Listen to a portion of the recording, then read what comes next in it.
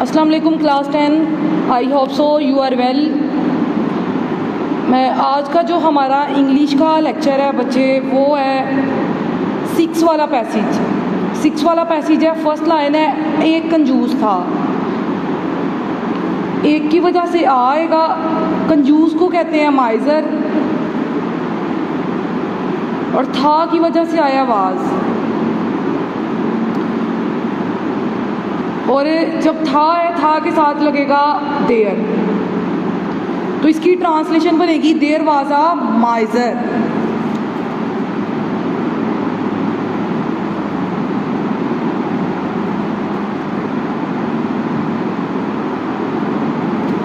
उसके बाद है, एक दफ़ा इसका बटवा गुम हो गया। एक दफ़ा वंस, इसकी वजह से आएगा ही। बटवे को कहते हैं वॉलेट,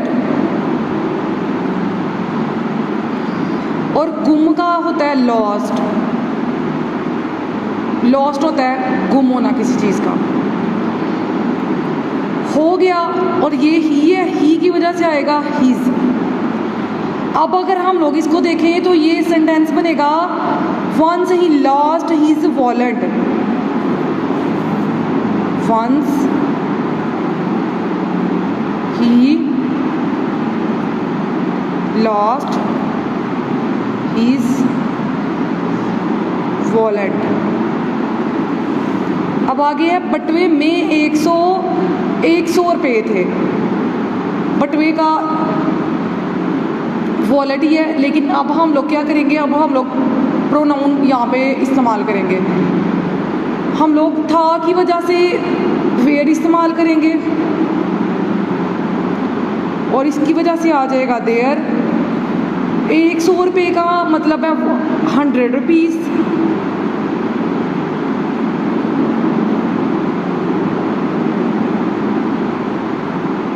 तो मे की वजह से आ जाएगा इन इट। तो इसकी ट्रांसलेशन होगी there were 100 piece in it.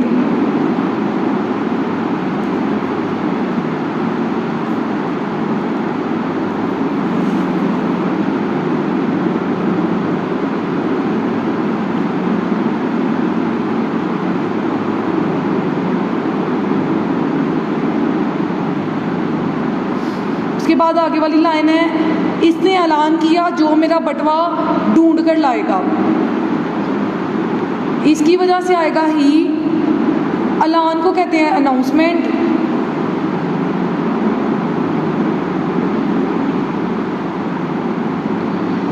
Announced लाएगा, फ्यूचर की प्रिडिक्शन कर रहा है, जिसकी वजह से आई के साथ आएगा शेल। शेल विल हमेशा फ्यूचर को प्रिडिक्ट करते हैं। तो बटवे की इंग्लिश पहले भी मैंने आप लोगों को बताई है। ये क्या है, वॉलेट। और ढूंढ कर लाना होता है ब्रिंग। तो इसकी अगर हम लोग ट्रांसलेशन करें तो ये बनेगा ही अनाउंस्ड आई शैल गिव। साथ ये भी है 10 रुपये, इसका 10 रुपीस आएगा। मैं इसे 10 रुपये दूंगा, इसका आएगा 10 रुपीस। दूंगा, तो दूंगा की वजह से ये ढूंढ के लाने का है फाइंड, और दूंगा ब्रिंग। अगर इसको हम लोग ओवरऑल देखें तो इसकी ट्रांसलेशन बनेगी I shall give 10 rupees to one. I shall give 10 rupees to the one who find my wallet and bring it to me. Find का मतलब है तलाश करना, ब्रिंग इट टू मी मैं उसको दूंगा।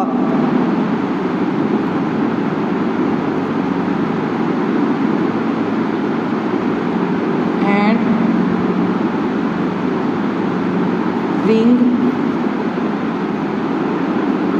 It to me.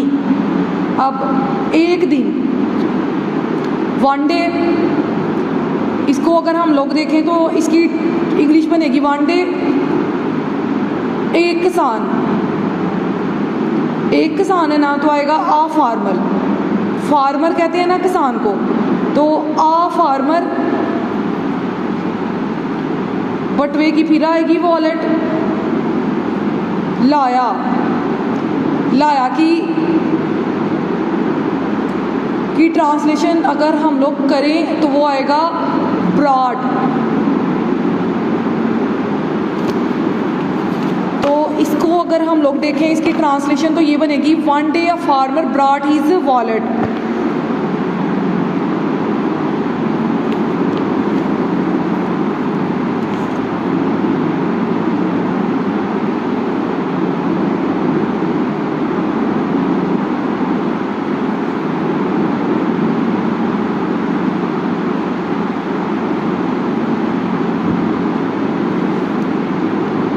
brought his wallet।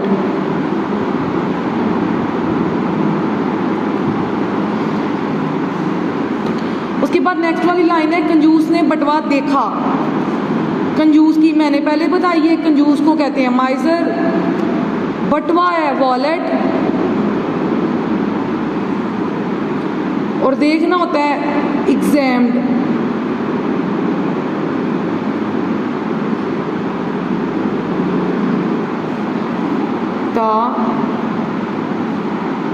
माइजर examined it. उसके बाद है, इसमें पूरे 100 रुपये थे। इसमें पूरे 100 रुपये थे। इसमें की वजह से हम इसको, ये एग्जैक्ट प्रोडिक्शन कर रहे हैं ना किसी चीज़ की, इसलिए इसको हम शुरू करेंगे इट हैड से। हैड से शुरू कर रहे हैं, में पूरे, तो इसकी वजह से आएगा, पूरे की वजह से आएगा एग्जैक्टली। इसकी वजह से आएगा एग्जैक्टली। तो अगर हम लोग 100 रुपीज़ का 100 रुपीज़ ही है, तो अगर हम इसकी ट्रांसलेशन देखें तो ये बनेगी it had exactly 100 rupees in it. It had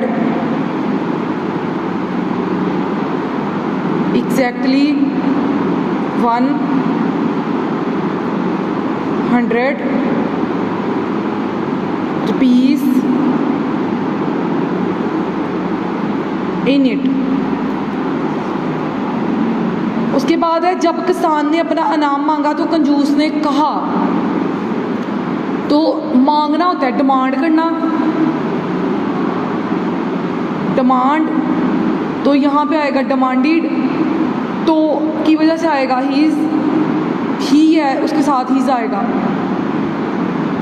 तो अगर इसकी हम लोग फार्मर की वही है, कंजूस का माइजर ही है, लेकिन अब हम लोग माइजर नहीं इस्तेमाल करेंगे। अब हम लोग यहाँ पे करेंगे जब की वजह से आएगा व्हेन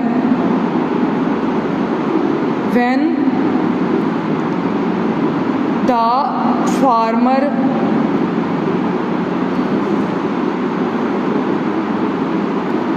डिमांडेड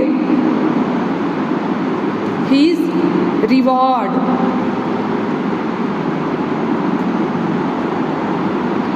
तो कंजूस ने कहा, तो इसका आएगा ही सेड। उसके बाद है, मेरे बटवे में 110 रुपये थे। तो वो मेरे की वजह से माया आएगा, बटवे का वॉलेट ही है, और पैसों की फिर वो इंग्लिश है, तो इसकी ट्रांसलेशन होगी माय वॉलेट हैड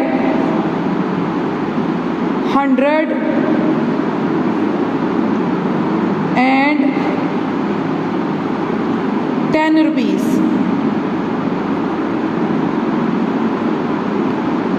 उसके बाद है, अब सिर्फ 100 है।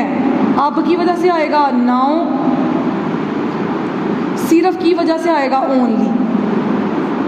तो इसकी ट्रांसलेशन करें तो होगी now there are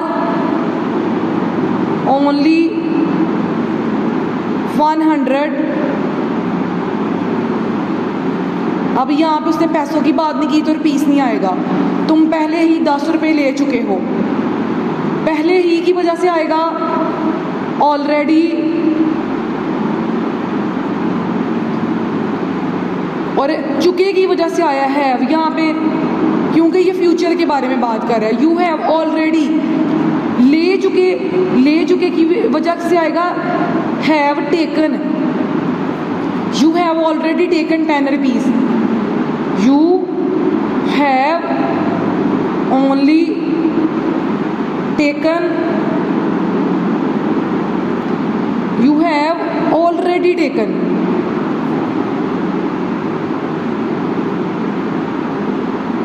already taken 10 rupees. तुम पहले से ही 10 रुपये ले चुके हो।